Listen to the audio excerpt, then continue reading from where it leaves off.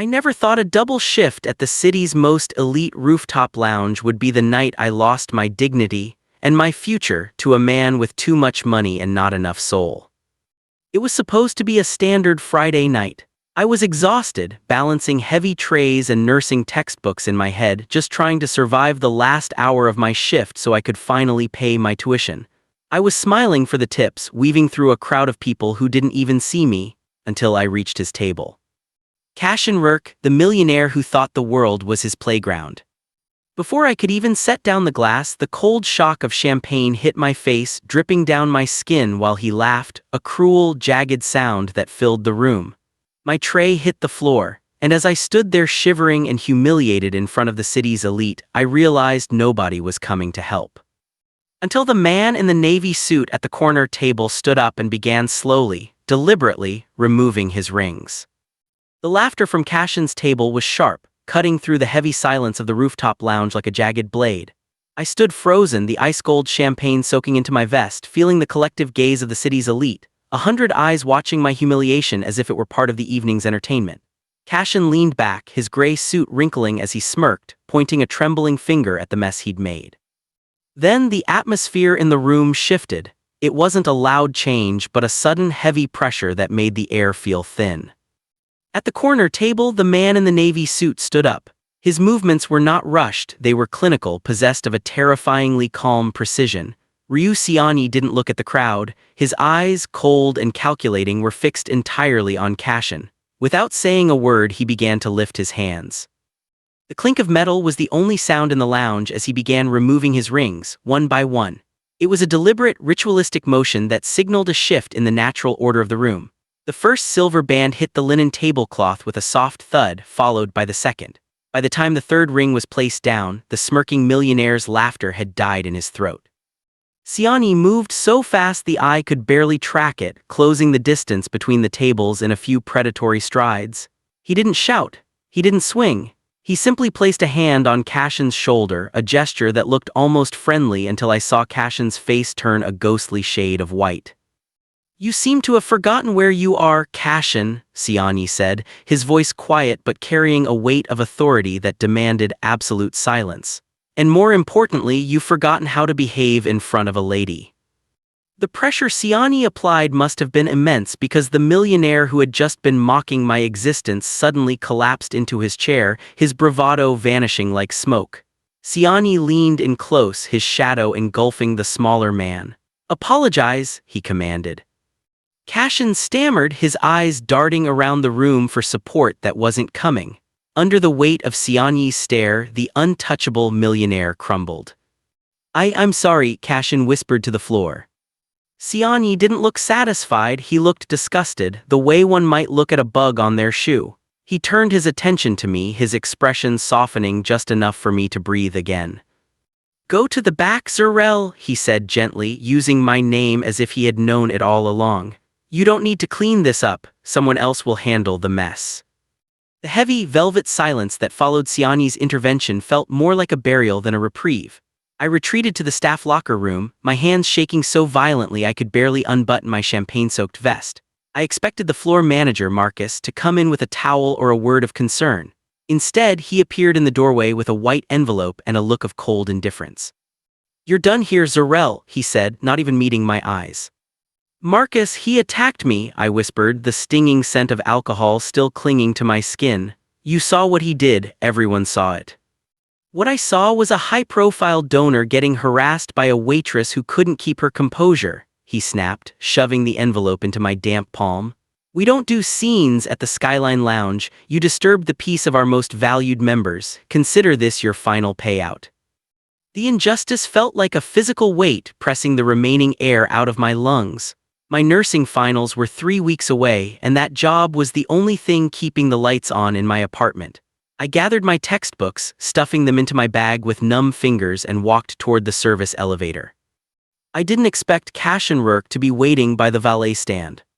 He looked different now. The smug confidence had been replaced by a feral, twitchy rage. His gray suit was disheveled and his face was flushed a deep, ugly crimson. As I stepped onto the sidewalk, he blocked my path, his breath smelling of expensive liquor and bitterness. You think that little stunt changed anything? He hissed, leaning into my space. You think having a thug in a suit stand up for you makes you untouchable? I tried to walk past him, but he stepped in front of me again, his eyes narrowed into slits of pure malice. I own half the hospitality boards in this district, Zurel. By tomorrow morning your name is going to be radioactive. You won't find a job scrubbing toilets in this city, let alone a hospital. I'm going to make sure everyone knows you're a liability, a thief, a liar, whatever it takes to watch you starve. He leaned closer, his voice dropping to a low, venomous crawl. You should have just taken the drink and kept your mouth shut. Now I'm going to make sure you have nothing left. He punctuated the threat with a jagged laugh, the same sound that had echoed across the rooftop.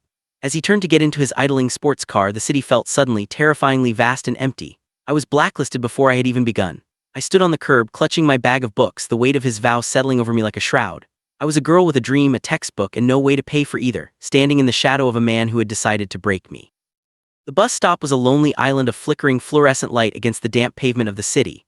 I sat on the cold metal bench, my bag of nursing textbooks heavy against my knees, feeling the weight of Cashin's threat pressing down on me. The city buses hissed past, their windows blurred by the light rain, but I didn't move. I couldn't. My mind was a frantic loop of tuition deadlines and the terrifying reality of being blacklisted before my career had even begun. The sound of a luxury engine idling nearby broke through the hum of the city. A sleek black sedan pulled up to the curb, its tinted windows reflecting the neon signs of the corner deli. The back door opened with a heavy, mechanical click and a man stepped out. It was him, Ryu Sianyi. He had discarded the navy suit jacket, his white dress shirt crisp against the darkness of the street. Even without the jacket, he carried an air of absolute, unshakable power. He didn't approach me like a predator. He stood by the open door, his hands in his pockets, watching me with those same calm, calculating eyes that had dismantled a millionaire only an hour ago. The buses are unreliable at this hour, Zurel, he said, his voice smooth and low, barely rising above the rain. I don't have many options left, I replied, my voice sounding small even to my own ears. Cashin made sure of that. Siani stepped closer, the shadow of the streetlights stretching behind him. Men like Cashin believe the world is a series of doors they can lock. They forget that some people own the building. He paused, his gaze dropping to the textbooks clutched in my lap. I know you're 3 weeks away from your finals. I also know that Marcus gave you an envelope that won't cover even half of what you owe the university. The fact that he knew so much should have terrified me, but in the wake of the night's cruelty, it felt like a lifeline. I have a position available, he continued, taking another step toward the light of the bus stop. It's a role that requires discretion, loyalty, and the kind of resilience I saw in you tonight. In exchange, your tuition is paid in full tomorrow morning, your apartment will be secured, and Cashin Rourke will never be a name you have to fear again. I looked at him, really looked at him. I saw the danger there, the hidden world he commanded, but I also saw the promise of a shield. Why me? I whispered. Because the world is full of people who watch and film while others drown, he said, his expression hardening for a fleeting second. I prefer to invest in those who are worth saving. He held out a hand, not to grab but to offer. You can wait for a bus that might never come, or you can step into the car and let me handle the men who think they can break you. I looked at the textbooks, then at the man standing in the rain. For the first time since the champagne hit my face, the shivering stopped. I stood up, gripped my bag, and walked toward the open door. The interior of the sedan was a sanctuary of hushed leather and the faint, expensive scent of sandalwood. As the car pulled away from the rain-slicked curb, the city lights blurred into long streaks of neon against the glass. Siani sat beside me, his silhouette sharp and unmoving. He didn't speak immediately, allowing the silence to settle the frantic beating of my heart.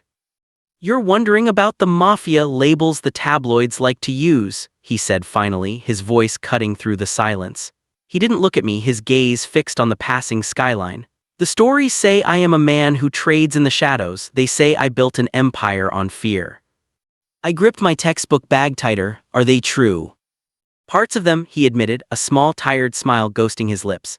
In this city, if you don't control the shadows, they eventually consume you. But the reputation is a tool, Zurel. It keeps the predators at bay. He turned his head then, and for the first time I saw a flicker of something raw and deeply human behind the cold, calculating mask. I wasn't always this man. There was a time when I believed that being good was enough to keep the people I loved safe.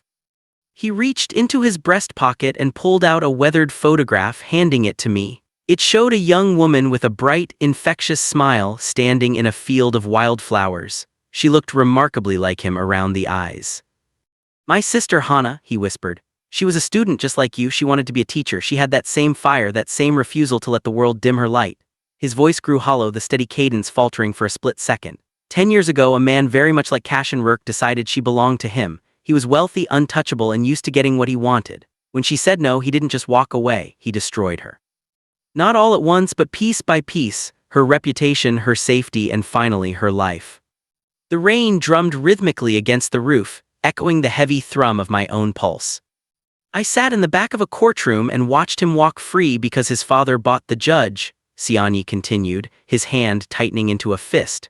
That was the day the boy who believed in the law died. I realized then that to protect someone in a world this cruel, you have to be more dangerous than the monsters.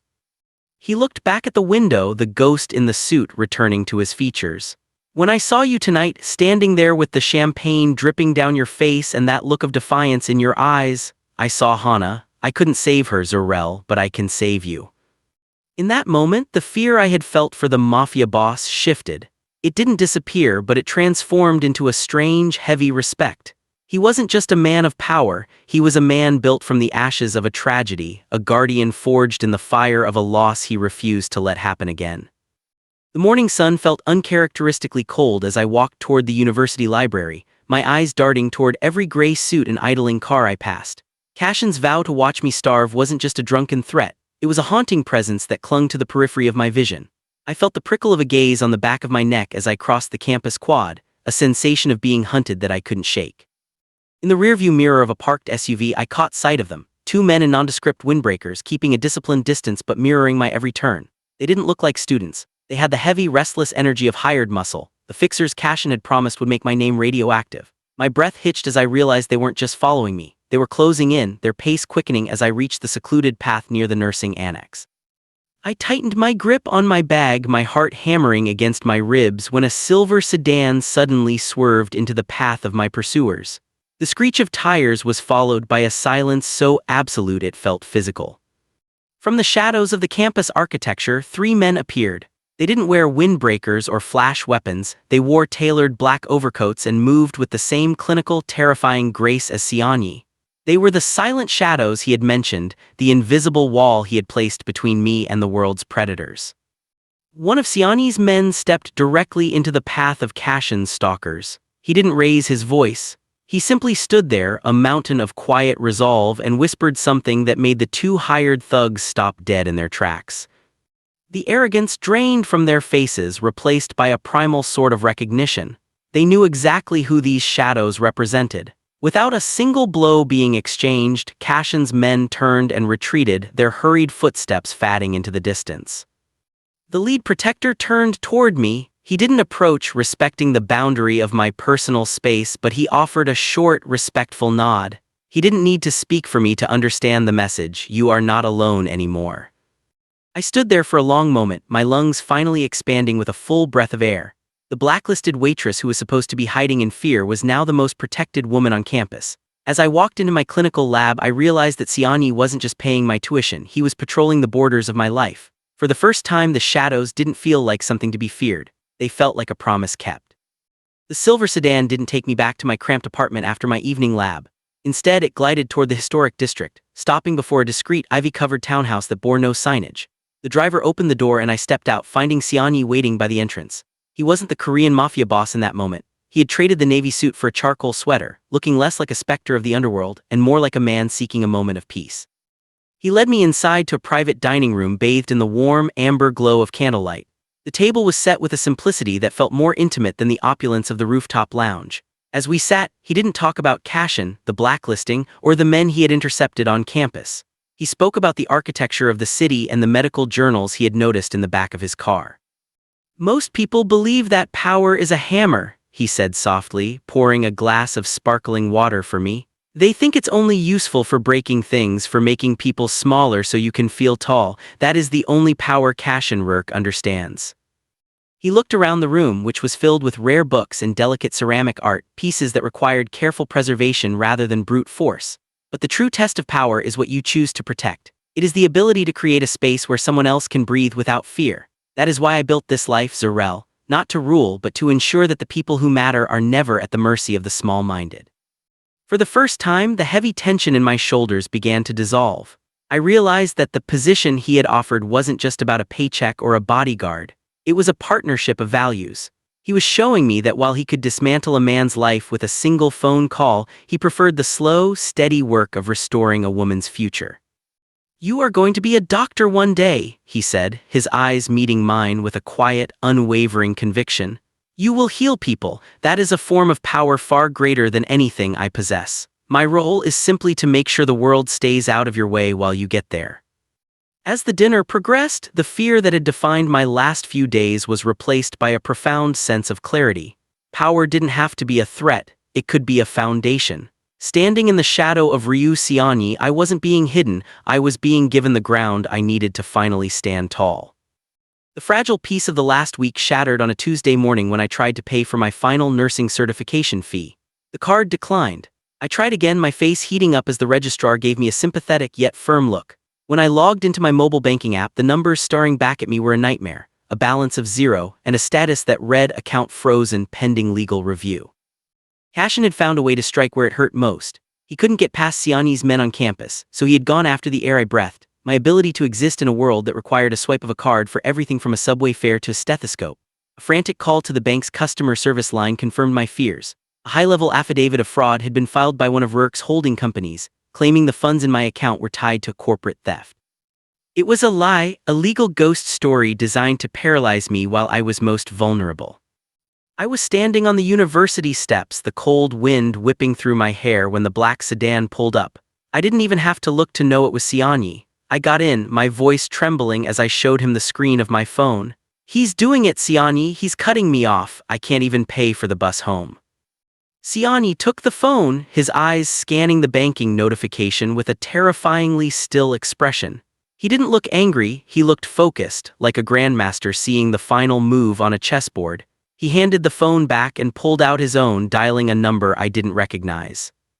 "Is the acquisition of the Metropolitan Holdings Group finalized?" he asked, his voice a low, lethal hum. There was a pause as he listened. "Good, terminate the legal department's current fraud inquiries immediately, specifically the one targeting Zurel Akoy, and send a personal notice to Cashin Rourke's legal team. Inform them that they are now litigating against their own landlord." He hung up and looked at me, the ring removal intensity returning to his gaze. "He tried to freeze your world by leaning on a bank he thought he influenced," Xianyi said quietly. "He forgot that money is just paper but ownership is power. I bought the parent company 10 minutes ago, your account will be restored before we reach the next intersection." As we drove, my phone chimed. A notification popped up, account active, balance restored. Below it, a new credit line had been opened, one with a limit that looked like a telephone number. "Cashin wanted to play a game of resources," Xianyi said, his hand resting briefly over mine. "But he didn't realize I've spent my entire life learning how to take the board away from men like him." The predator had tried to starve me, but instead, he had only succeeded in showing me the true scale of the man standing by my side. The morning of my final board examination, the air was crisp, carrying the scent of rain and potential. I stood before the university's grand stone entrance, my stethoscope draped around my neck like a medal I hadn't yet officially earned. The weight of the last few months, the humiliation at the lounge, the blacklisting, the frozen accounts felt like a lifetime ago. Yet, as I reached for the door handle, a familiar, frantic shadow blocked my path. Cashin Rourke looked like a man who had spent a week unraveling. His gray suit was stained, his eyes bloodshot and twitching with a desperate, manic energy. He wasn't flanked by lawyers or bodyguards this time, he was alone, clutching a thick stack of legal papers as if they were a shield. "You think you've won?" he hissed, his voice cracking. "I've filed an emergency injunction. Character defamation, Zurel. I've sent it to the dean, the board, the licensing office. You're a liability. No hospital will touch a woman with this much baggage." In the past, his proximity would have made my breath hitch. I would have felt that familiar, cold paralysis waiting for the blow to fall. But as I looked at him now, I didn't see an untouchable millionaire. I saw a small, frightened man trying to scream at a storm he couldn't control. "The baggage isn't mine, Cashin," I said, my voice steady and surprisingly calm. "It's yours, and it's getting heavy, isn't it?" I didn't wait for his response. I didn't even look toward the curb where I knew Xianyi's men were watching from the silver sedan. For the first time, I didn't need to look for my protectors to feel safe. The strength Siani had gifted me wasn't just in the bank accounts or the security, it was the realization that my value was never his to take.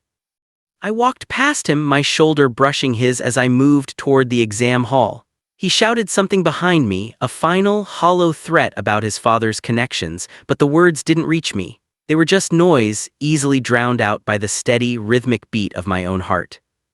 Inside the hall, the silence was absolute. I sat at my desk, picked up my pen, and began the exam. Each question I answered felt like a brick being laid in a fortress Cashin could never breach. When I finally walked out hours later, the sun was high and the sidewalk was empty. Cashin was gone, scrubbed away by the sheer irrelevance of his own malice. Standing on the top step, I saw Siani leaning against the car, his arms crossed, a rare, genuine smile tugging at the corners of his mouth. I had passed the test long before I ever sat in that chair. I wasn't just a survivor anymore. I was a professional, a healer, and a woman who had finally learned that no amount of money could freeze a spirit that refused to break. The results of the board exams arrived on a quiet Tuesday afternoon, a simple digital notification that changed the trajectory of my life forever. I was a licensed nurse. The radioactive waitress was gone, replaced by a woman with a title and a future that no millionaire could ever buy. I found Siani on the balcony of his townhouse, the city skyline sprawling beneath him like a map of conquered territory. He didn't need to ask, he saw the answer in the way I carried myself. He stepped toward me, the evening breeze catching the edges of his navy coat. "You've built your own foundation, Zarel," he said, his voice carrying a warmth I hadn't heard in the beginning. "The world tried to convince you that you were disposable, but you proved them wrong." "I didn't do it alone," I admitted, looking out at the lights. "You stood in the gaps where I was falling." Siani reached into his pocket, and for a moment I expected the flash of silver rings. Instead, he pulled out a small, elegant velvet box. He didn't drop to one knee, he stood before me as an equal, his gaze unwavering. "When I met you, I saw a woman who was drowning in a world that refused to throw a rope," he said softly. "I told you then that I invest in those worth saving, but over these months I realized it wasn't just about saving you, it was about finding someone who finally made me want to step out of the shadows." He opened the box to reveal a simple, stunning promise ring, a band of white gold that held the light of the city.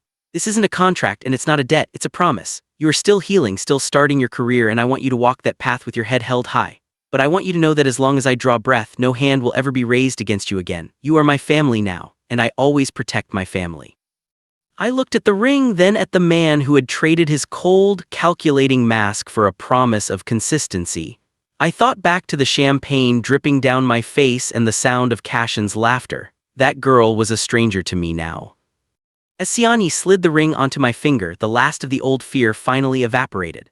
I wasn't just a survivor of the world's cruelty. I was the architect of a new life, standing beside a man who chose to be the shield between me and the storm. I had been mocked by a man who wanted to destroy me, but I was saved and loved by a man who chose to rebuild my entire world. The story of Zarel and Siani serves as a powerful reminder that true protection is defined by consistency, not control. In a world where power is often used as a hammer to break others down, this journey illustrates that the most impactful use of influence is to build others up. The first lesson we can take from Zarel's experience is the importance of recognizing systemic injustice and the bystander effect. When Cashin humiliated Zarel in that elite lounge, the room was full of witnesses who chose silence. It was only when one individual decided to act that the cycle of abuse was broken. This teaches us that silence in the face of injustice is often a form of permission. Standing up for someone else, even in small ways, can change the trajectory of their life. Secondly, the narrative highlights the distinction between a savior and a partner. While Siani provided the resources Zarel lacked, he did not take over her life. Instead, he cleared the obstacles so she could achieve her own goals. Real empowerment isn't about doing the work for someone else, it's about providing the safety and stability they need to do the work themselves. Zarel didn't just survive because of a Korean mafia boss. She thrived because she was given the space to become a nurse, a professional, and a woman of independent standing. Finally, we learned that recovery from trauma is a process that requires a secure foundation. Zarel's fear-induced paralysis was a natural response to a world that had repeatedly failed her. By providing a new foundation, Siani showed that healing begins when the threat is removed and replaced by a promise of safety. If this story reminded you that you deserve a life free from fear and that real strength is found in those who protect rather than those who prey, remember your own value. No matter how many millionaires try to dim your light, there are always shadows that can be turned into shields. Your future is worth the fight and your dignity is never for sale.